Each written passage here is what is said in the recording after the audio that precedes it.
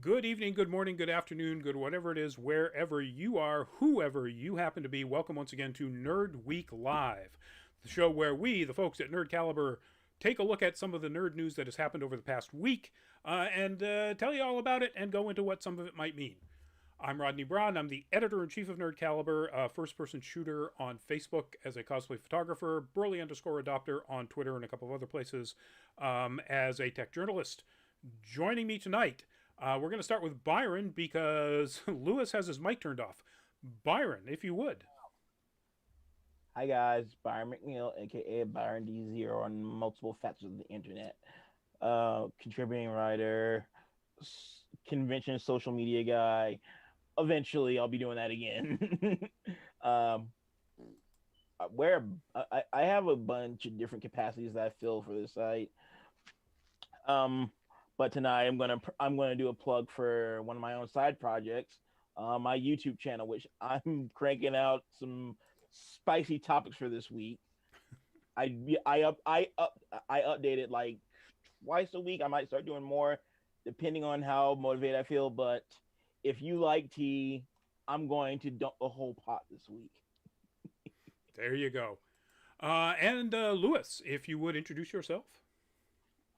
Absolutely. And I had my microphone muted because I'm a civilized chap who has a mechanical keyboard. So thank you. Taka taka taka taka taka. Yeah, it drives me crazy sometimes. But anyways, I'm glad to be back as usual whenever the time, work, and everything allows, and the planets align, and all of that. So it's great to see And everyone when again, it's in and the I hope seventh we have a house, lot of discussions in the chat today. If you guys, it is a live show, so if you guys want to chime in and have some questions or some input for us, by all means, we keep an eye on that. But anyways, my name is Luis Correa, also known as Crash the Stampede. You can find me on Twitter or Steam.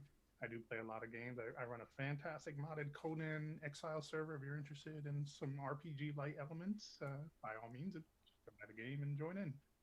But also, I'm an assistant producer with Nerd Caliber. I do some writing on some articles on occasion when the time allows me to, and I'm trying to work on a new one right now for Fallout 76. But anyways, so we'll continue with that, and we got a lot of great topics tonight. So I'm looking forward to having some good conversations with my comrades here. Ed and Eddie. So, I don't even want to know which one I am. And butter toast. exactly. Lewis, if you could either jack your mic up a little bit or bring it a little bit closer. I think in comparison to the other two of us, you're just a smidge on the quiet side. it might just be that I'm not talking as loud because I was trying to clear my throat. But how does Okay, that sound to you? Much better? better. Awesome. Thank you. All right, so we're going to start right off with sad news. It is a big topic field tonight, folks. And Yeah. like Lewis said, jump in the chats if you want to comment on any of the topics we're talking about. But the sad news is, of course, the death last week of Kentaro Miura, the creator of the manga Berserk. And he died at the sadly at the age of 54 from a burst aorta. It's hard to describe it this way, but he basically worked himself to death. And appearing on your screen throughout this discussion will be various images, mostly from the manga. And when I bring up anything from any of the anime sources, I'll mention that as well. But this is for mangaka and anime fans. This is terrible news. The manga fans in my social media just was devastated with this news or Rightfully by this so. news. Yeah, absolutely. Um, Yeah. Miura was definitely in a class all of his own when it came with this story because he was one of the figures that kind of got me interested in like the more political side of Japanese society and like what exactly he was putting a lens over with his story about like talking about like the existence of privilege with like allegories like the downfall of Griffith and going as far to sell out everyone he presumed to care about to gain more power. And then there are those overarching themes of sexual misconduct. I don't want to go into detail because I don't want to get demonetized, but as a survivor, that spoke to me. So this is one of the things, I guess we should put this out there, that Miura made this as disturbingly realistic to the brutal lifestyle of the Middle Ages that it's based on, even though it's a fantasy world. It is, you know, the horrible things happen to people, both in a mystical and magical and supernatural and horror sense, but in just general human sense, including, you know, the sexual attacks and so on that you know that various characters are subjected to. Yeah. So it's a tough read. You know, no question about that, folks. And you need to if you want to read it or even watch the anime, which is of course, you know, tamped down quite a bit. You know, you need to know that going in. Well, yeah, I can't stress this enough. It is a seinen series, which means it is for adults. Nothing like the and because since it is one of the most seinen series that you will find out there. Yep. Yeah. Now it did have anime adaptations. On your screen right now is from one of the movies from the original run of anime adaptations. This is from the Golden Age Arc 1 Egg of the King. And Guts is your main character in the middle there with the giant sword. Griffith is the guy with the insanely angelic beauty and the white hair. Casca is the young dark-skinned woman behind Guts. Lumina says, hello, you're all looking very spiffy. Well, thank you. I'll take it. This is fantastic, and if you have only ever seen that there was a version of this done in 2016, and that's the image that's on your screen right now, that was done in CG, don't watch that. Stay away from that with a 10-foot pole. It's terrible. It's terrible in a way that's hard to describe. The earlier animes are fantastic, and I'm not a big fan of a lot of early animation. Those are wonderful. Oh, yeah, it holds up so well. Holds up very well. And of course, I mean, look at the line work, the ink work in this from the manga. You know, and if you want to get, you know, really the full sense of the story, you know, the manga is of course where you want to go. I do want to add that this is like my personal policy when watching an anime that's heavily geared around Western culture. I like to watch it dubbed to get a more authentic experience. The dub of the original anime is top notch. Like if dubs are your thing, check you can't go wrong with this dub. You know, I think I saw that Egg of the King in the dub because I don't know that I had access to the sub because it's old enough. So yeah, I will agree with you there.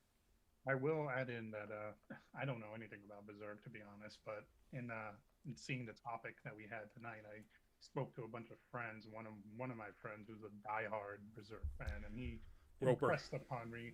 Actually, it was Mike, but wow, all right, yeah. So now you have two.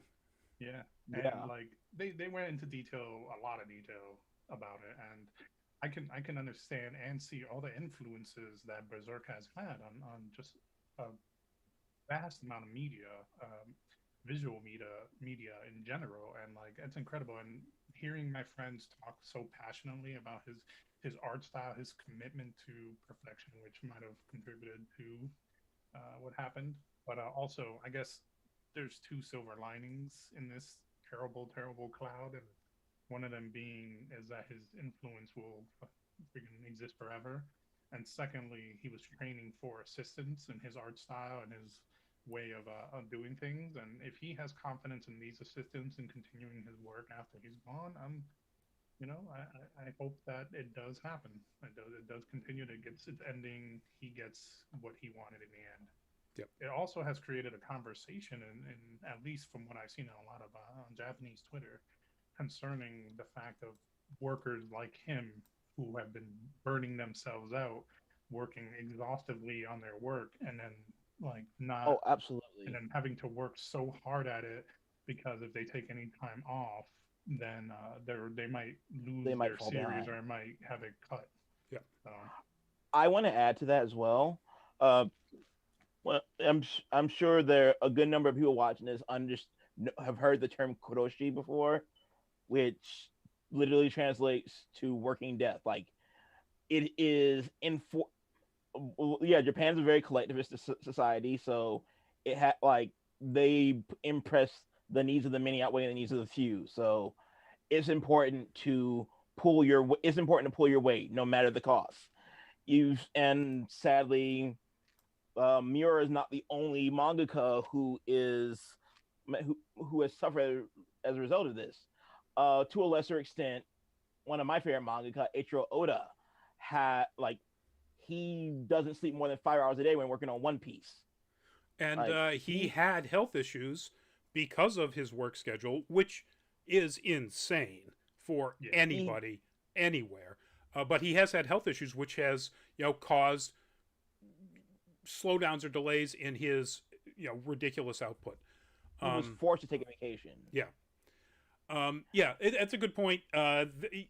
If nothing else, it does highlight that there needs to be some sort of correction in the Japanese manga and anime production schedule and cycle and just general business sense.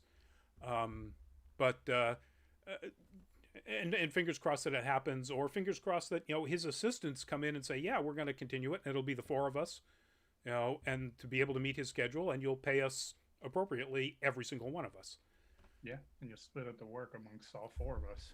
Yep. Yeah, fingers crossed. I don't want to hear another mangaka saying that they will die for their work like Oda has said. Well, yeah, and that's I don't want to get into that. That's a whole different topic. But yeah, he needs to retract that statement.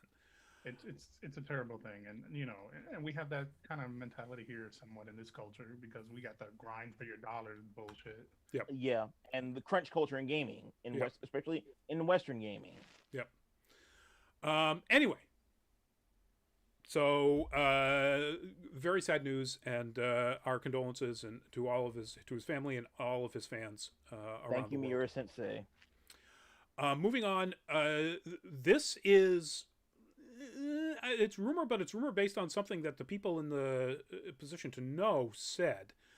That is a bunch of the family members of Drizzt Do'Urden, a shot that I did back in Dragon Con 2015, maybe. Drizzt Do'Urden is a character created by R.A. Salvatore, Worcester's own R.A. That's Worcester, Mass, which we're all located in Mass. Yeah, this team is. Who created this character in a bunch of books based on the Forgotten Realms D&D campaigns. And the news is that, according to a spokesperson from Wizards of the Coast who had been asked about this in an interview, quote, there is a TV show in development that might be featuring Drizzt Do'Urden as the main character. Drizzt is probably one of the most well-known and most well-loved D&D characters in any side material created around D&D. These are a series of books specifically published by then TSR, before Wizards of the Coast bought it, about things that could have happened in the Forgotten Realms campaign based on characters created by the authors who wrote these books. In this case, Salvatore wrote a whole bunch of books featuring Drizzt because he was just so insanely popular. So, an actual spokesperson for Wizards of the Coast said this is a possibility. And that would be pretty big news for an awful lot of fans, not the least of which my son, who was a huge Drizzt fan. And again, an awful lot of people in my social media. Yeah, I think it'd be fantastic. Especially if they use like the modern interpretation of the character, and fall in line with what the current views are with wizards and populace in general who play D&D. So now that's one of the interesting. There's a couple of very interesting possibilities here. One is, so Drizzt is of a race called the Drow, or the Dark Elves. And in dark, in this sense, they are described as having pale to white hair and jet black skin. And they are traditionally chaotic evil alignment. And in fact, if you go look up on any of the Wikipedia entries and so on, nobody's updated any of this stuff. Wizards of the Coast changed that back last summer and early fall, so that there is no longer an association of things like, these characters who are literally black-skinned, but are dark-skinned, are evil, are always evil and have to be evil. That's been pulled out of all of the descriptions of the races.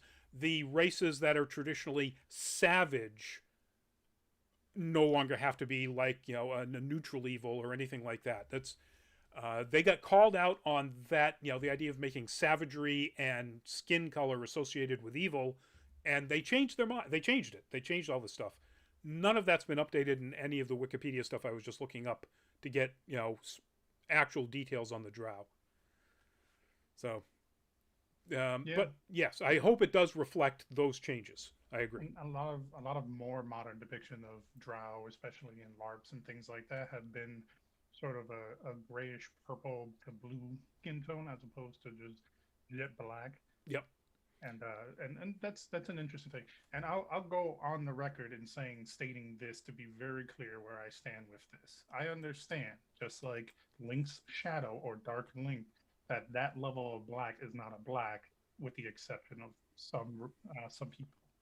Now, that being said, and not going too far into this for sake of time, that I have been at LARPs where people have painted themselves black drow and have used the worst, most harmful stereotypes of African American and black people in America.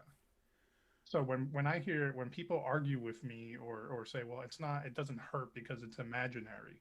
Yes, it is imaginary.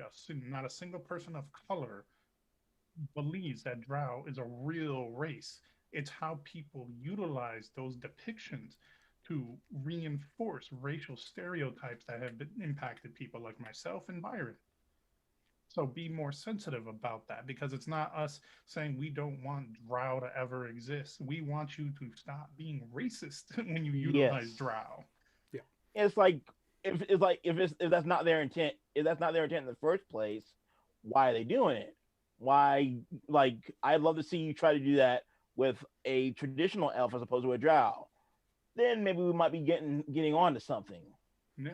In my particular experience, I was attending a LARP as an outsider, as an NPC, and these guys literally were drow with leopard print outfits. One of them had a bone in his nose, and they were doing Oonga Boonga dances. And I brought this up to the LARP people who were running it, and I got casually dismissed.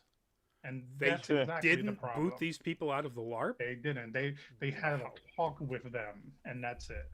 A talk with my fist. Yeah, and so literally that is the point. And that's what a lot of people who argue with me completely miss. That factually it is not a racist thing, but emotionally and historically it can be when you utilize those bad stereotypes.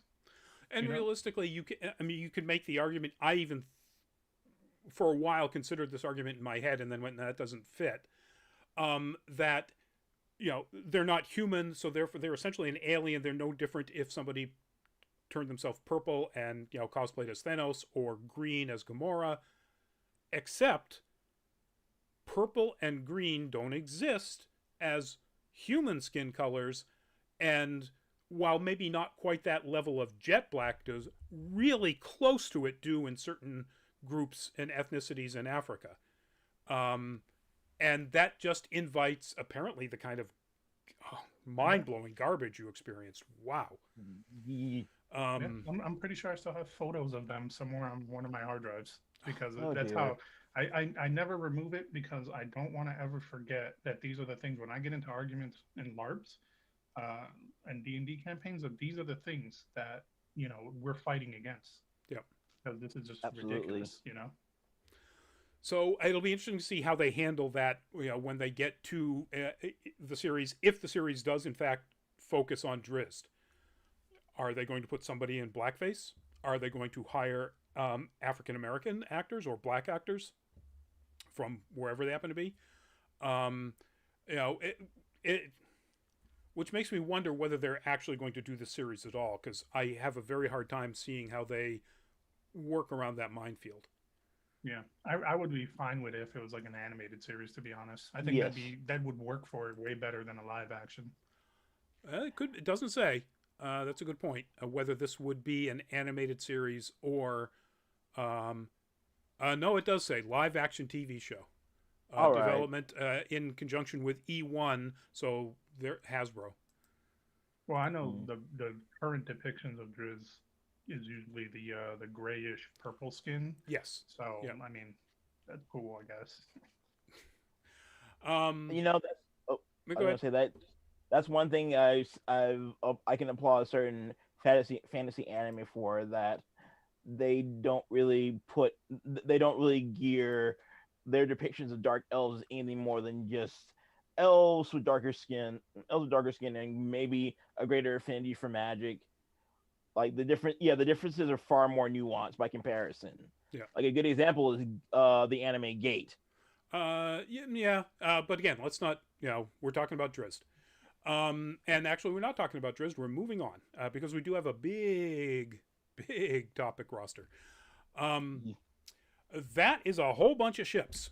And that is there because they are from Game of Thrones. And the news is that the spin off Game of Thrones series 10,000 Ships has found a writer, Amanda Siegel, who is the co executive producer of the recent Hellstrom series on Hulu, the ABC series Person of Interest.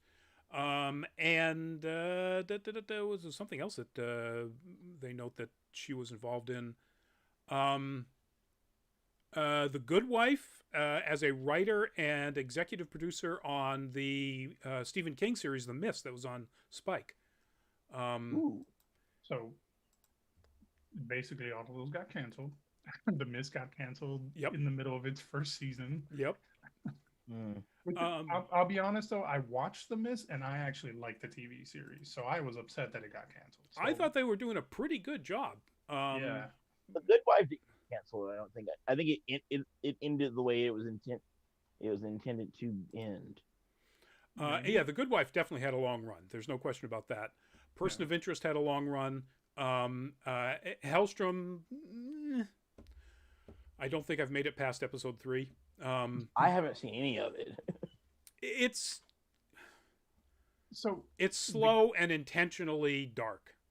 So does this series 10,000 Ships have to do with the Iron Fleet, or nope? This is actually the story of Arya's favorite person from history, Princess Nymeria, who sailed to Westeros with this enormous fleet into Dorne, and so most of these people or the Dornish are the descendants of most of Nymeria and the people that sailed with her. After they were defeated by the Valyrians in what's called the Second Spice War, and this takes place about 1,000 years prior to the Game of Thrones series and books that we know. But Nymeria, Arya named her wolf, her dire wolf Nymeria, because she loved the stories of Nymeria so much. And one of the Sands, one of the 3 bastards of not Oberyn but his brother that are in Game of Thrones, the Sand Sisters, one of them is named Nymeria after her. I feel like it sounds cool, but then I appreciate your explanation, but if you were paying attention, my eyes kind of glazed over. That's how I feel about Game of Thrones and all their history, and I'm just hoping they're not gonna have 1,000 series of these instances in the Game of Thrones. Well, not 1,000, but Flea Bottom is going ahead. 9 Voyages, aka the Sea Snake, is going ahead. Tales of Duncan Egg is going ahead, and of course, as we already parted, the House of the Dragon is in production. So 5, which is maybe a little too much. I just want my last book. God damn it.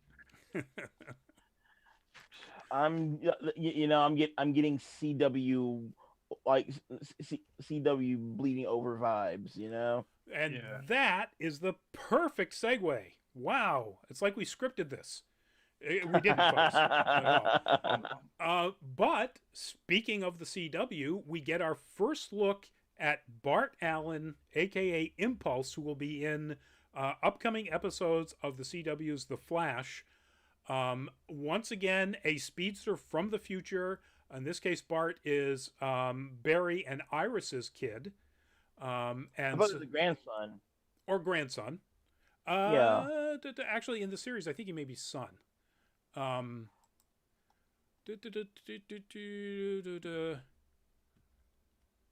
yeah, son.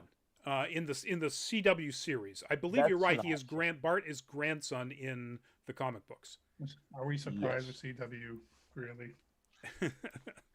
But I mean, No. they've cast Jordan Fisher, who's on your screen right now, and in his costume, so which looks like spot on. I mean, it's Yeah, it really does. I'm not sure. I'm not sure how I feel about the casting choice. Like Jordan Fisher's fine. He's definitely a talented actor in his own right. He was one of the best parts of Rent Live, which has nothing to do with anyone else's interest here. But I just wanted to make that. I just wanted to make a little cut there. Um, yeah, Jordan Fisher is a very solid all around performing performing artist, actor. I can't. As much as I love his performances, I can't picture him as Bart Allen. I I don't think I've ever seen him in anything that I know of, so I would not have that problem. Yeah. I think with as well as I know cinema history, just wait until you see the first episode.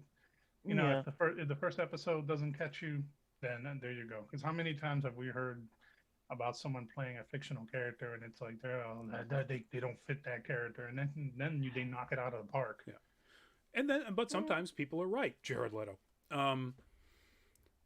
Sometimes they're wrong. Heath Ledger.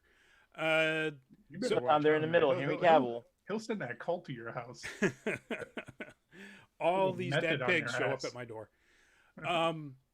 So yeah, the episode in which he appears, see if it says in here, it will be the upcoming 150th episode, Wow. where he will, 150 episodes, where he will team up with his sister Nora, who is XS,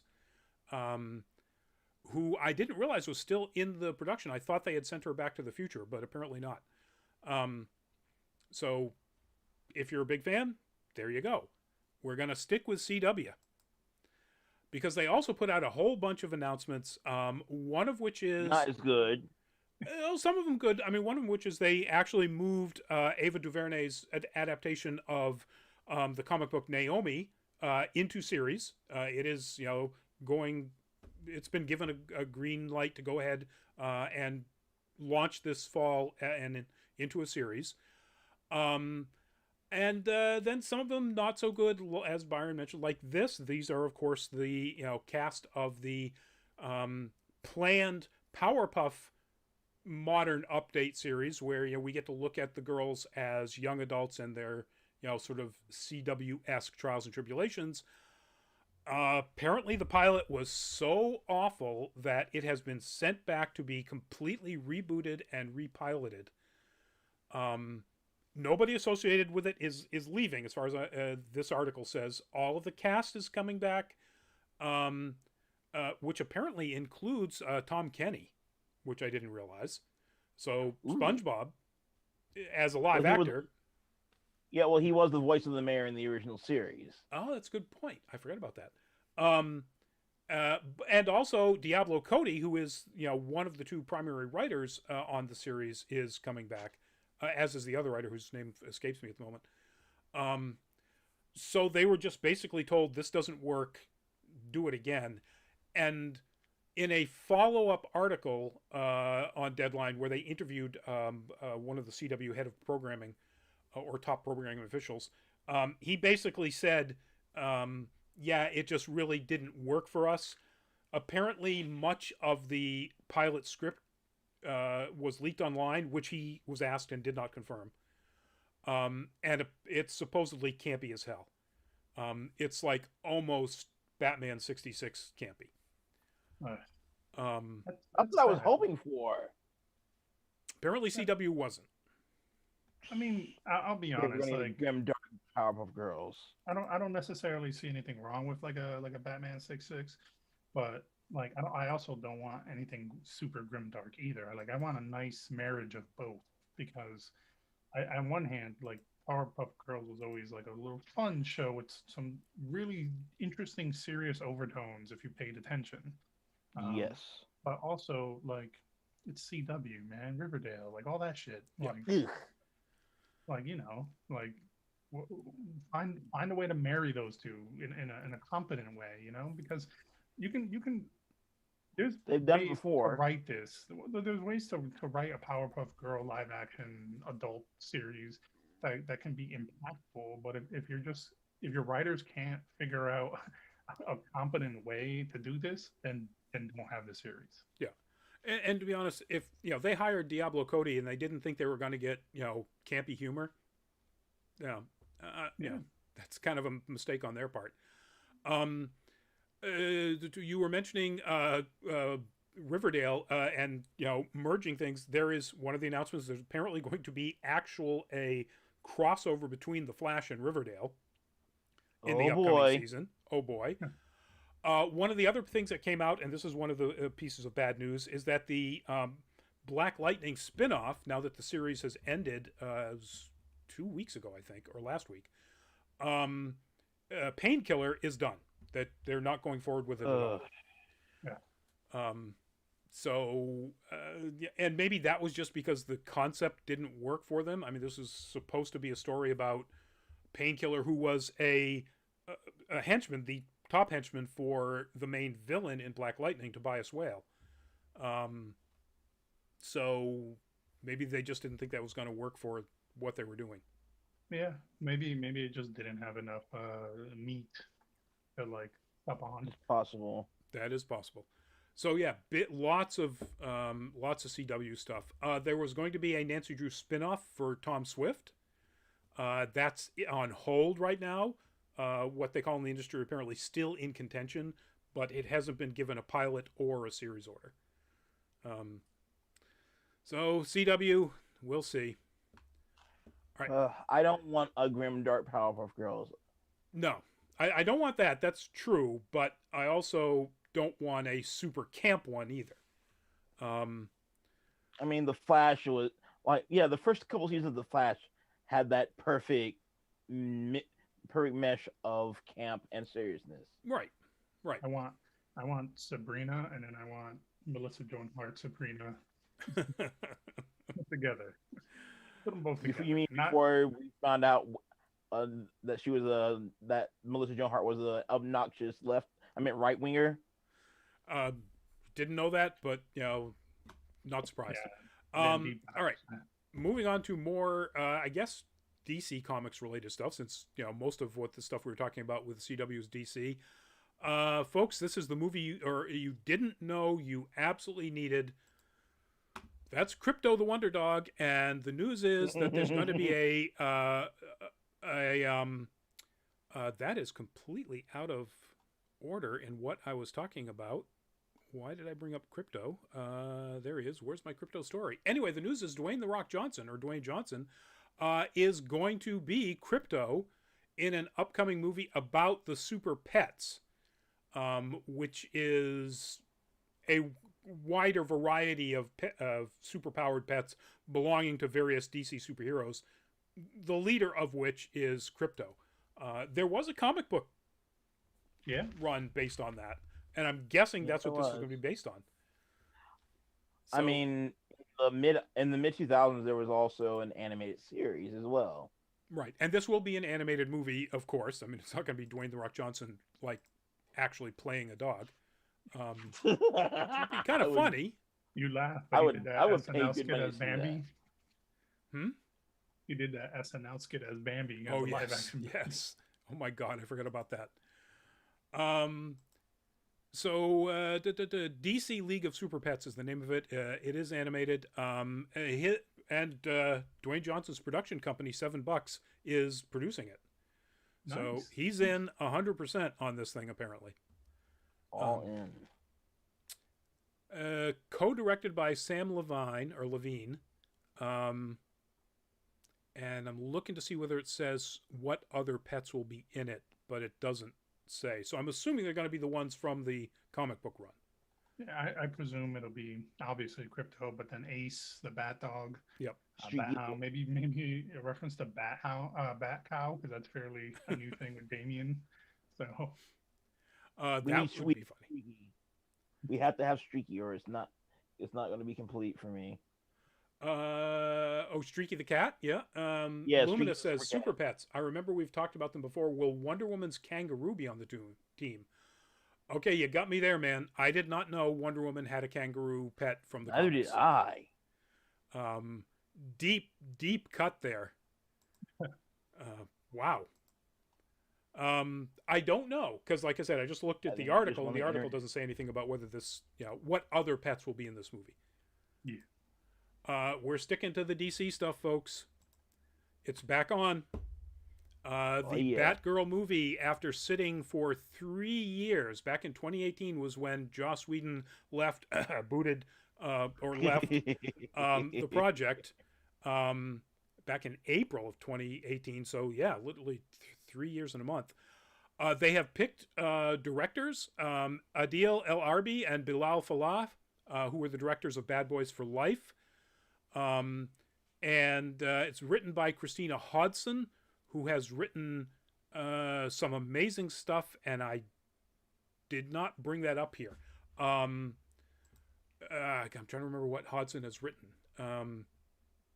Anyway, some very good both TV and movies, excellent movies. One of the ones is the upcoming Ezra Miller fronted The Flash. She wrote the script for that.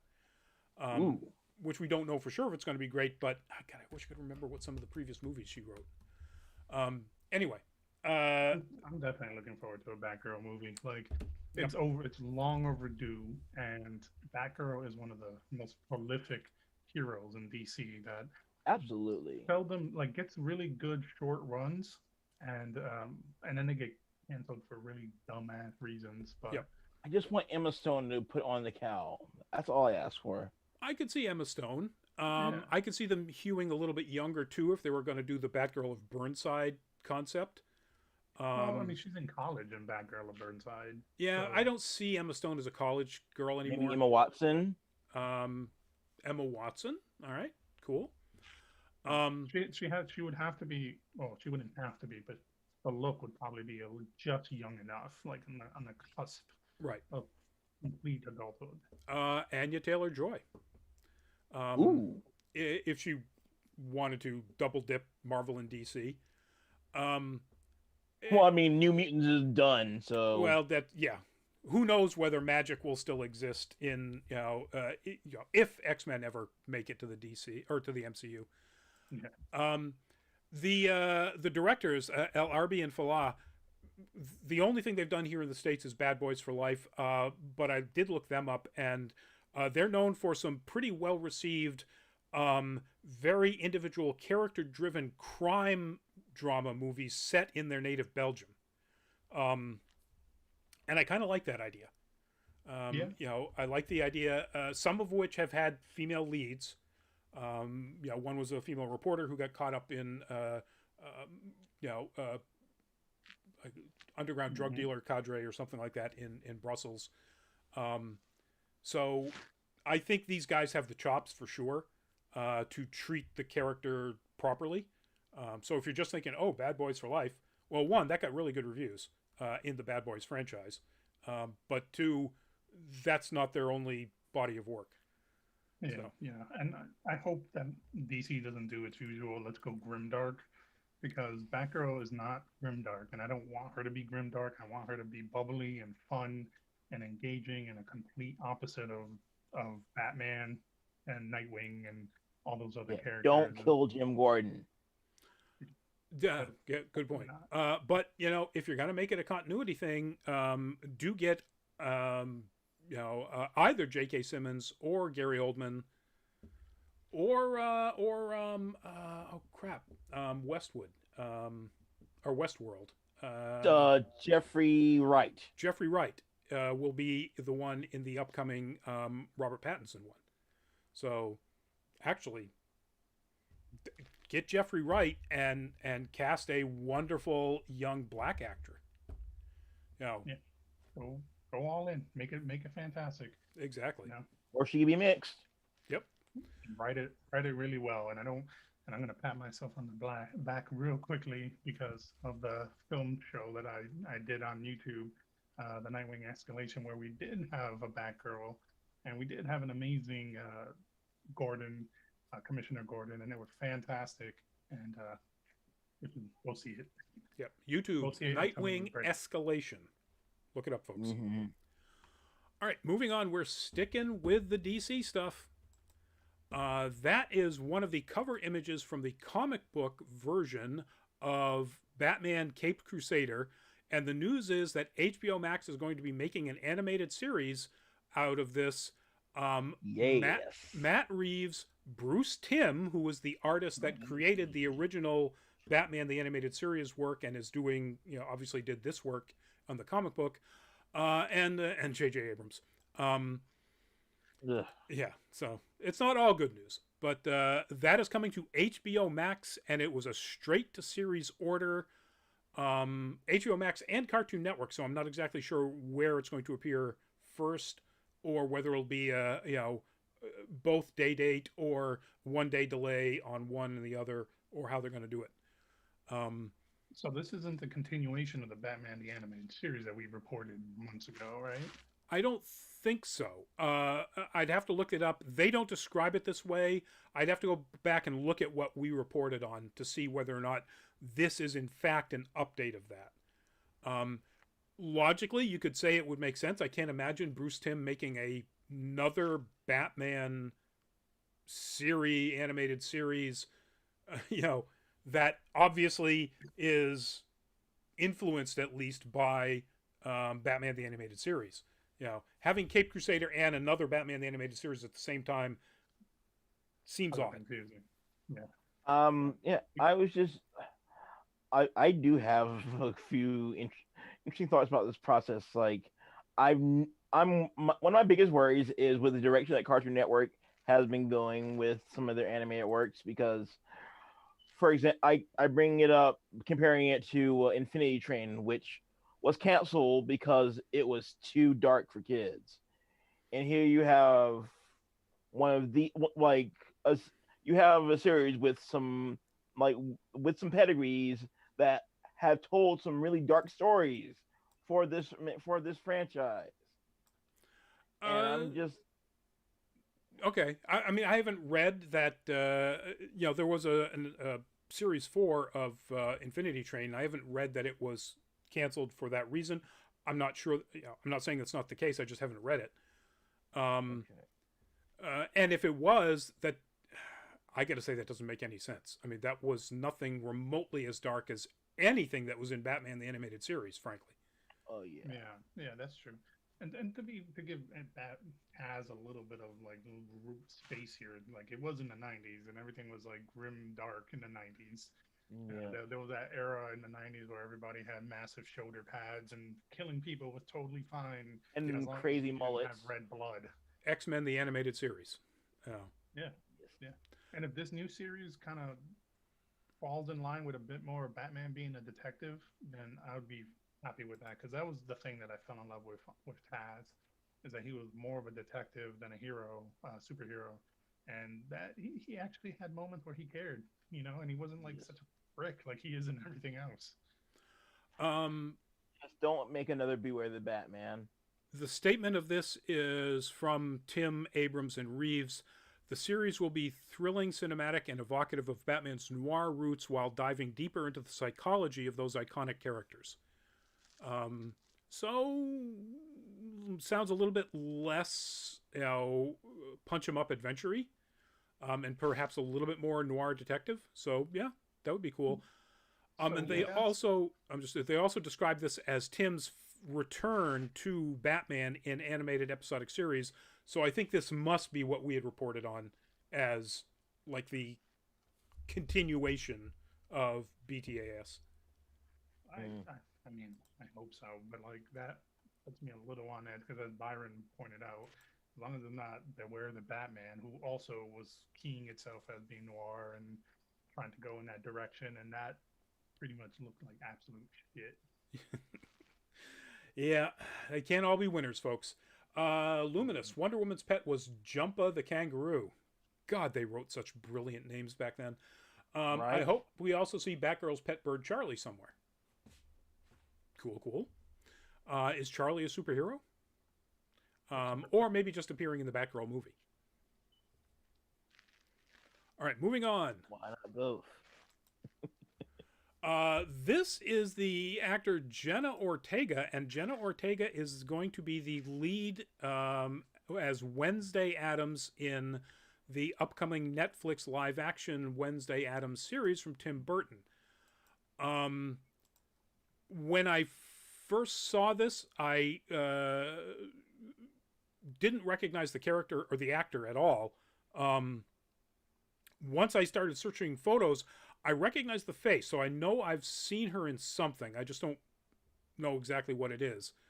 But we've reported on this. It's written by Guff and Miller, the guys that created Smallville. It is produced by Tim Burton. It is the story of, Wednesday Addams as, a young adult going out and, trying to make it on her own, as Mary Tyler Moore would say.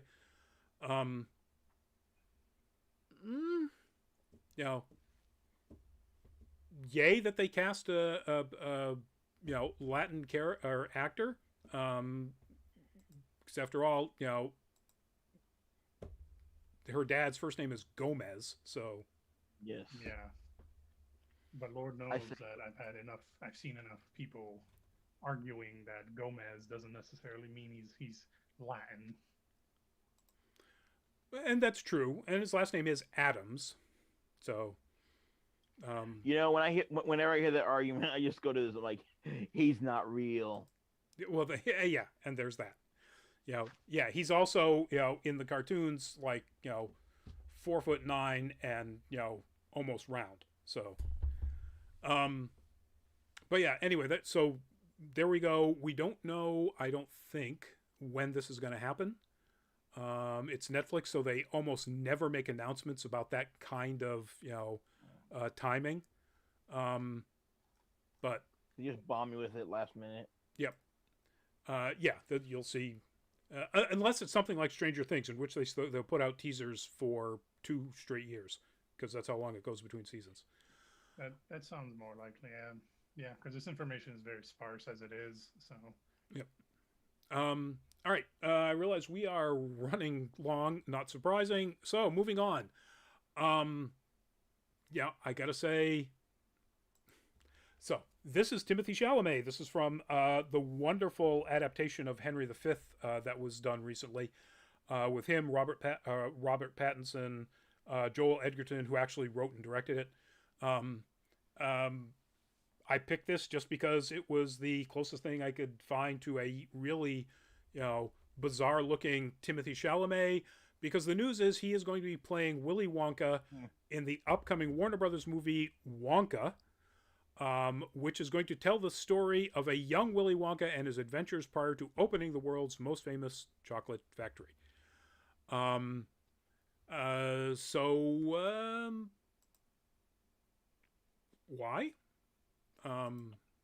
Money, obviously. Yeah, obviously.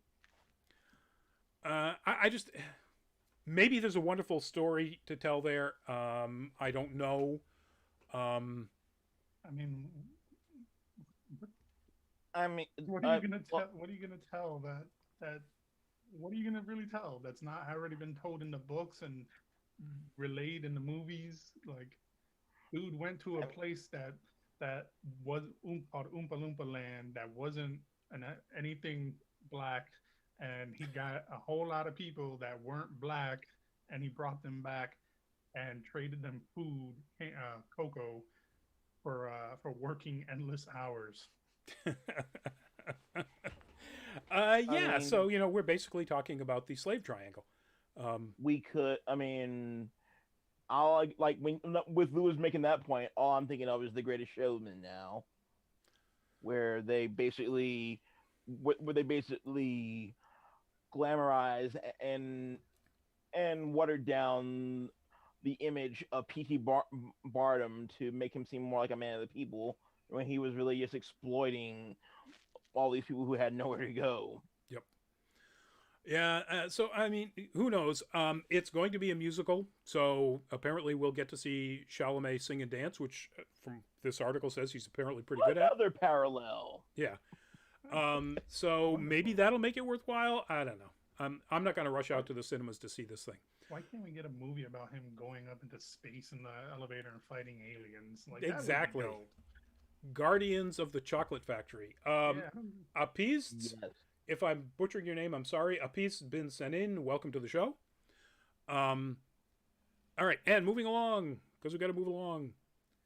That is, of course, the amazing Christopher Lambert as, the Highlander, Connor McLeod. The news is that this is an exclusive from Deadline, so it's not confirmed, but their sources are usually really tight. Henry Cavill is going to star in a lead, or one of the lead roles, they say, in a Highlander reboot. Now, the director of John Wick, Chad Stahelski, has been signed on to direct. So interesting. Now you have my attention. Yeah. I'm just picturing sword fights that all end in gunshots. I mean, you laugh, but like in the Highlander series, that was one of the bad like immortal guys did that. He would have an assassination team, and he would just like shoot up other immortals and then cut their heads off because he was a cheap little punk. Wow. So I guess it could happen. It's another one where I guess they could make changes that wouldn't be terrible, but can they make it better, or at least bring something new or different, other than just having Henry Cavill in it? I mean, no. Go ahead, Byron. I was like I was definitely not thrilled by the idea of Cavill being in it from the beginning, because it's like Rodney said in the group is like until Rodney said in the group that he play Kurgan. I'm just like, okay, I could see that. Like if he plays him like the way he plays Geralt in The Witcher, I could see something good coming from that. And I can see that too. I'm sorry,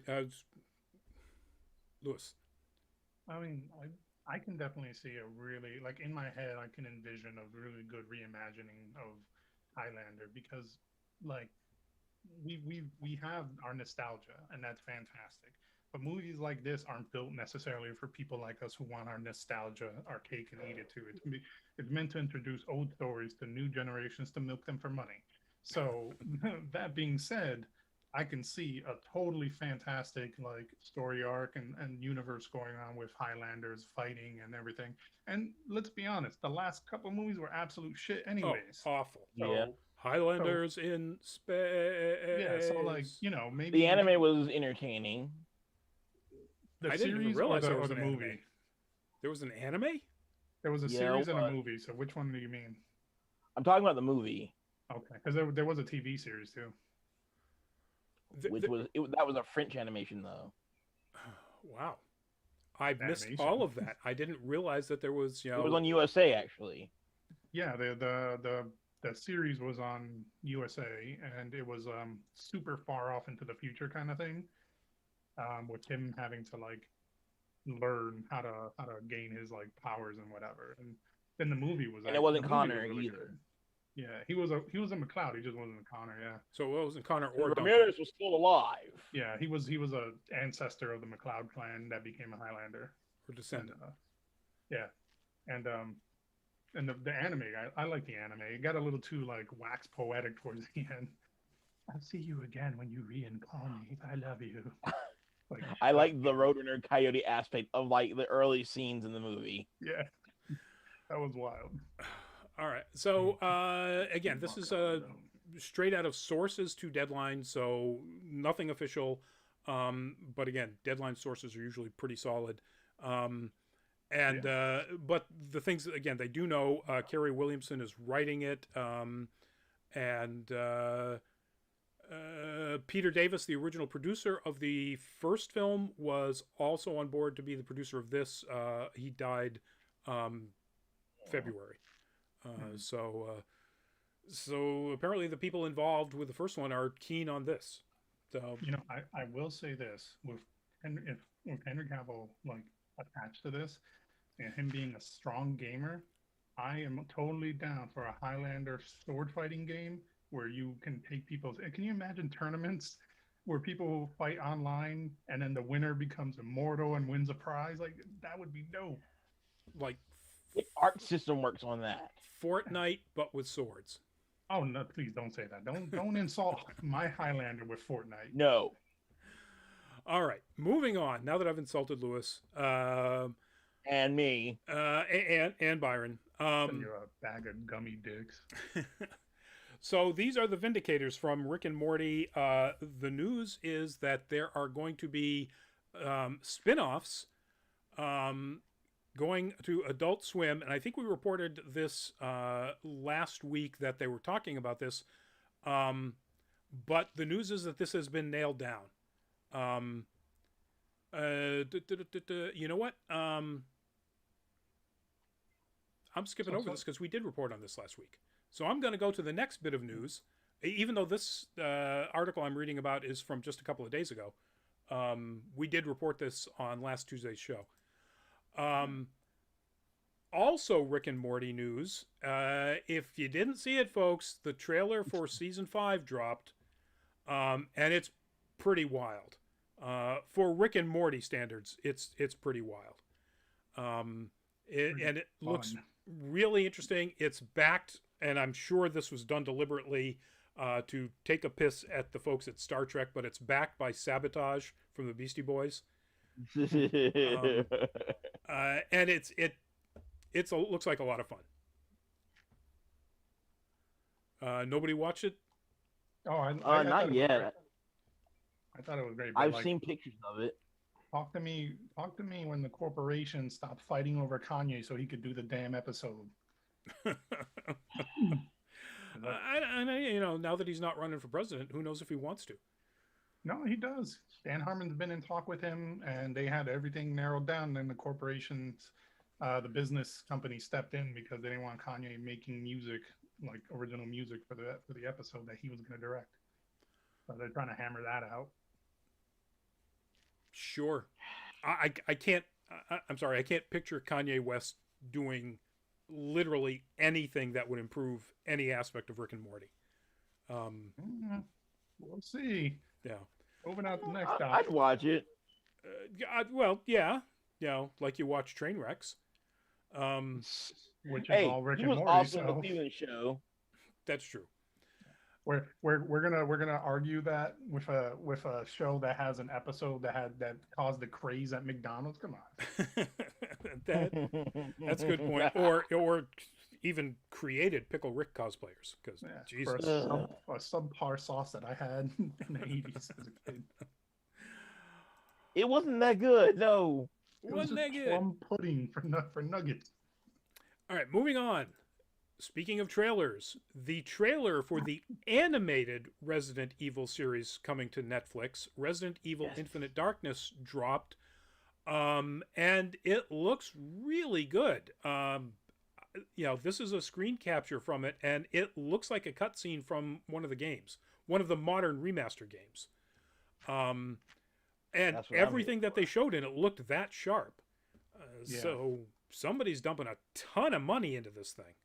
I'm gonna be honest. I'm gonna be real, and I'm probably gonna get hate for this, but I've seen every Resident Evil movie that has come out, live action and CGI, and specifically to the CGI ones, they always lack personality.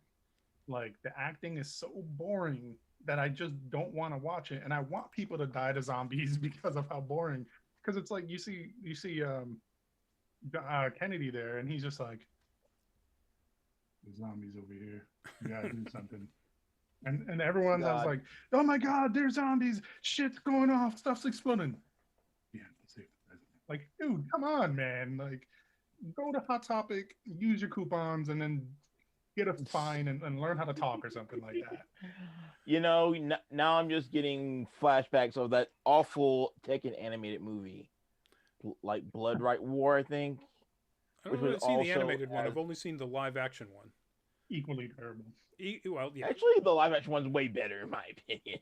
Um, so according to this, you know, speaking of the voice actors, Nick Apostolides and Stephanie Panicello, the voice actors for Leon and Claire in the game, are going to be are the actors in this series.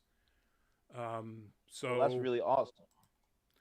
It's been a long time since I've seen you, Claire.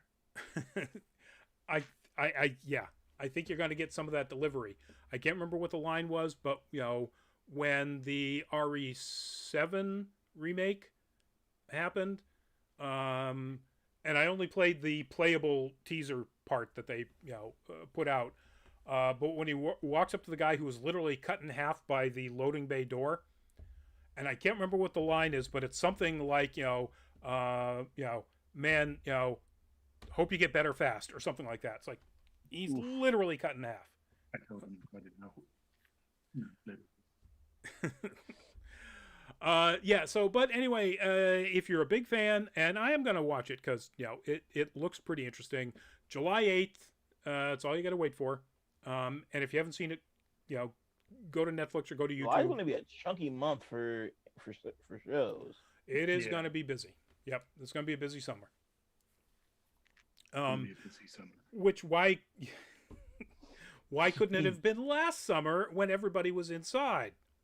Yeah. All right, folks. Last topic. We were all zombies then. Well, yeah, we were zombies. Last topic, folks. That is a screenshot from the Eternals. Marvel is still calling this one a teaser for some reason, even though it's 2 minutes and 8 seconds long. But I'm going to call it a trailer because it really reads to me like a trailer. And I loved it.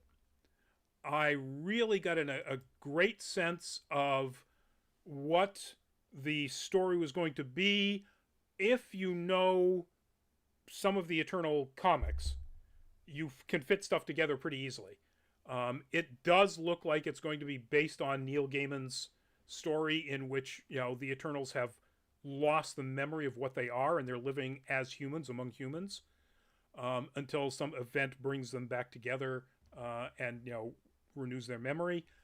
And it just looks gorgeous for one. Chloe Zhao, damn.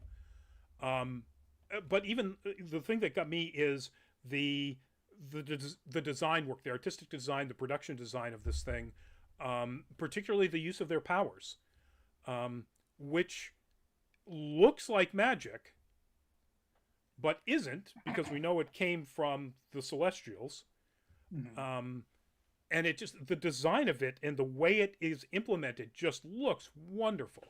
And I know that's a little tiny element. That doesn't mean whether the movie's going to, be worth a damn or not. But of course, it's got that insane cast.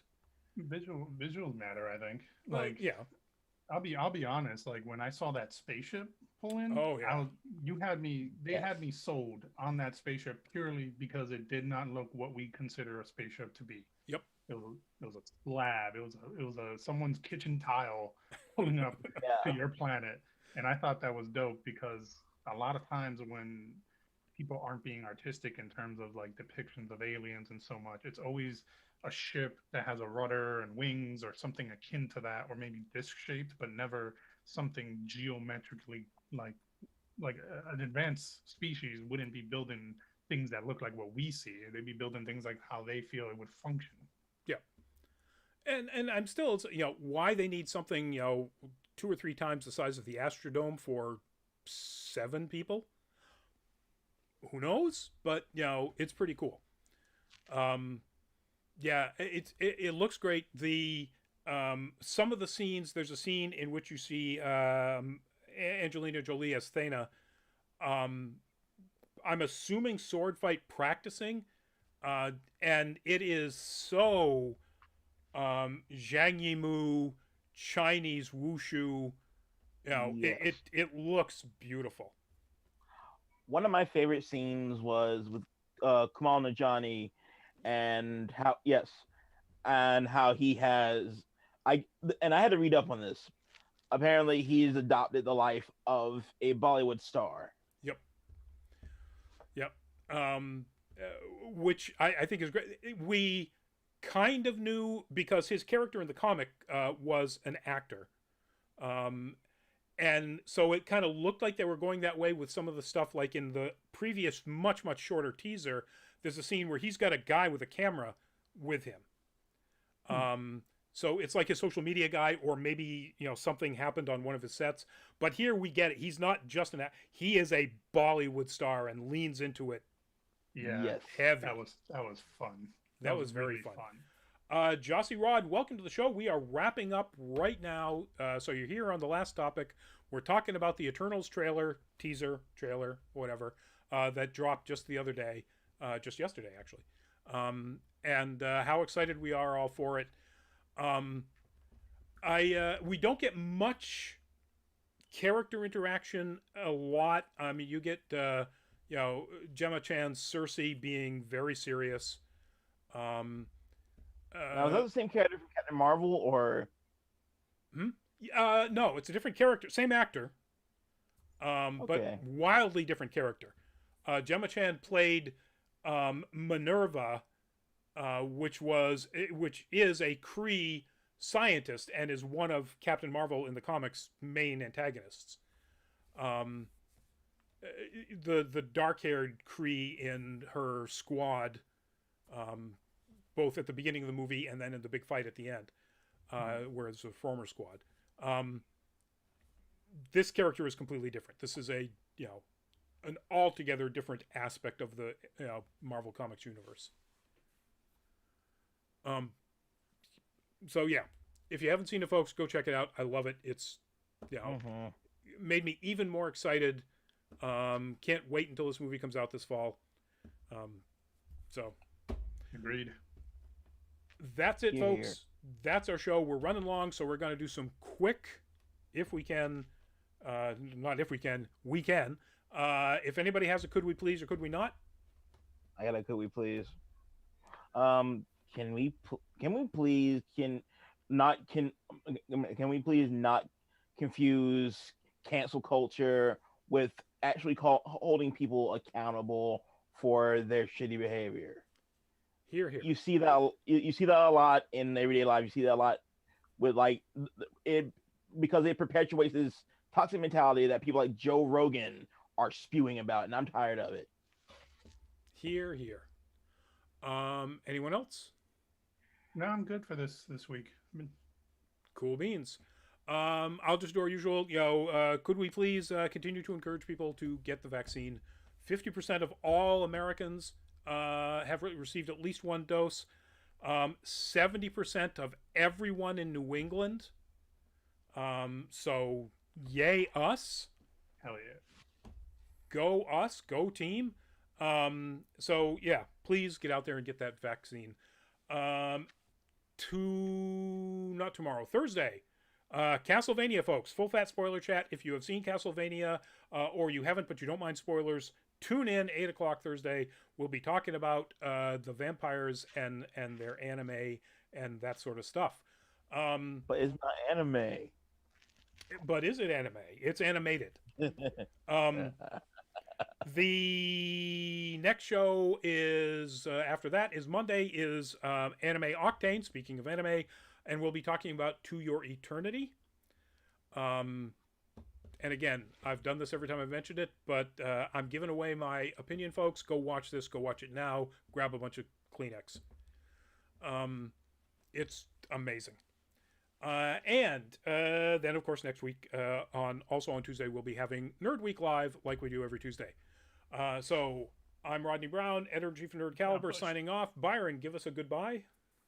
Byron McNeil, Byron D0, contributing writer, ultra capacities in Nerd Caliber.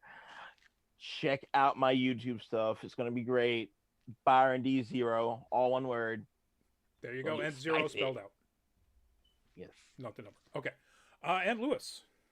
Well, it was a fantastic night. Thank you, everyone who joined in. We had a fantastic time. As always, I enjoy being here with my colleagues. And because Rodney sometimes forgets this, let's do a little Patreon push and just remind everyone that we have a Patreon that you can subscribe to for a nominal fee if you're so inclined to help us to support what we do here with Nerd Caliber. We love you guys, and we love you to be a part of what we do, and we love to bring you as much wonderful content as we can. So thank you for everyone who's already join the Patreon, and if you're interested, by all means. Otherwise, it's Louis Correa, Crash Stampede. You guys have a fantastic night. Thank you for the reminder. That was up on your screen there for quite a bit of Lewis's talk. Patreon.com/nerdcaliber.